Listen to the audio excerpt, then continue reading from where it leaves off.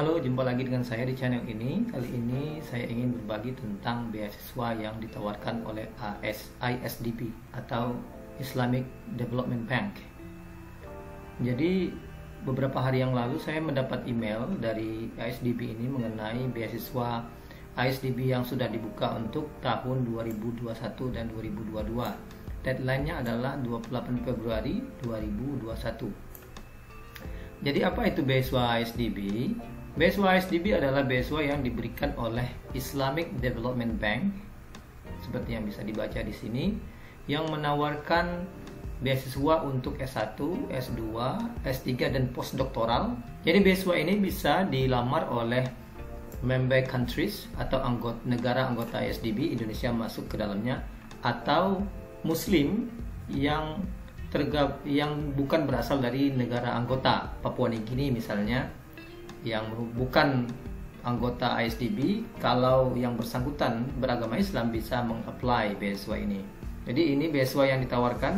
Beasiswa yang ini ISDB, ISFD ini untuk negara yang sangat terbelakang. Jumlahnya ada 21 seperti yang bisa dibaca di sini, Afghanistan, Bangladesh. Rata-rata negara ini ada di Afrika. Dan ini schedule-nya. Submission of application, kita memasukkan bahan di websitenya bulan Desember, Januari, Februari, artinya sekarang masih buka. Kemudian dari Maret sampai Mei adalah review dari pihak beasiswa. Kemudian pada bulan Juni panitia akan mengadakan meeting untuk menentukan siapa yang akan dipilih. Juli, Agustus adalah masa pengumuman. Jika kita terpilih akan diumumkan pada bulan ini. Kemudian September mulai kuliah.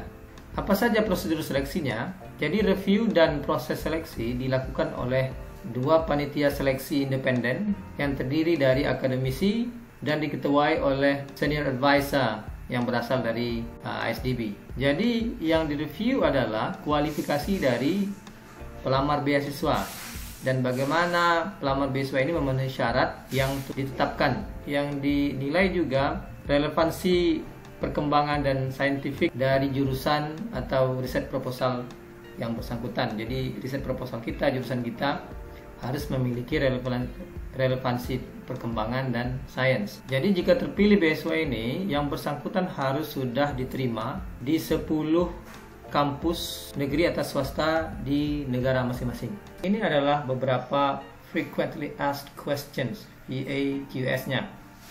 Jadi bagaimana cara apply-nya online di link ini. Kalau mau bertanya bisa email ke sini.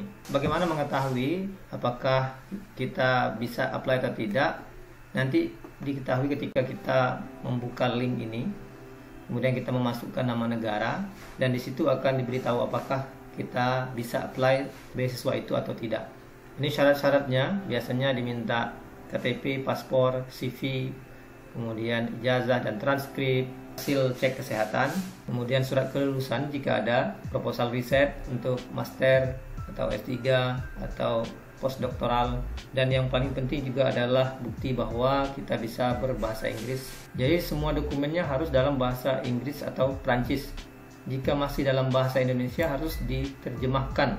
Apa saja yang di cover? Yang di cover adalah monthly living allowance atau biaya bulanan yang sesuai dengan biaya hidup di negara tujuan.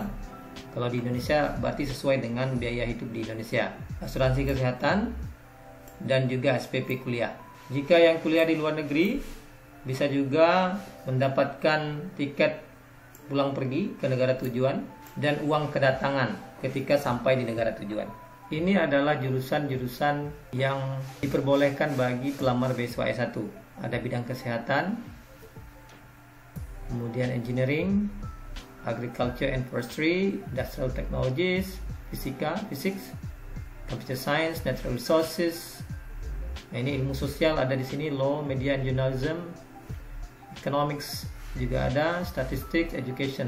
Ini benefits and facilities yang disebutkan tadi. Untuk S2, jurusannya ini Sustainable Agriculture Education, Education for Sustainable Development, Climate Change, Energy.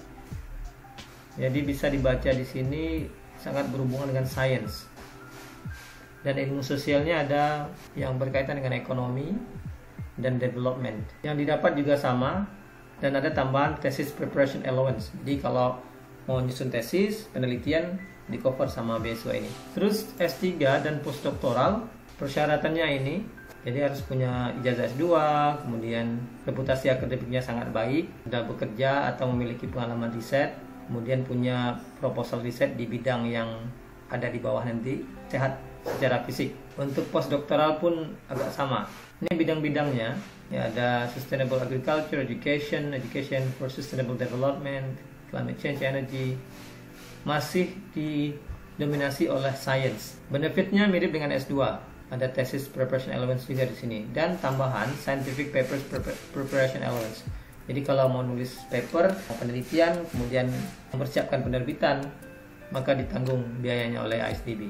Untuk S3, selain bisa kuliah di negara sendiri, yaitu di Indonesia, tepatnya di kampus 10 besar berdasarkan ranking Shanghai and Times Higher Education, bisa juga kuliah di luar negeri. Ini kampus-kampus yang bisa menjadi tempat belajar melalui beasiswa ini. Ada Cambridge di Inggris, nah, ada yang di Kanada juga, Denmark, Copenhagen University. Kemudian ada top universities in Malaysia. Bisa memilih kampus yang berbeda di Malaysia. Misalnya di University of Malaya, UKM, dan beberapa kampus lainnya. Di Turki juga bisa, Tunisia, Maroko, dan beberapa kampus lainnya bisa dibaca di sini. Itu saja untuk video kali ini. Terima kasih sudah menonton. Assalamualaikum warahmatullahi wabarakatuh.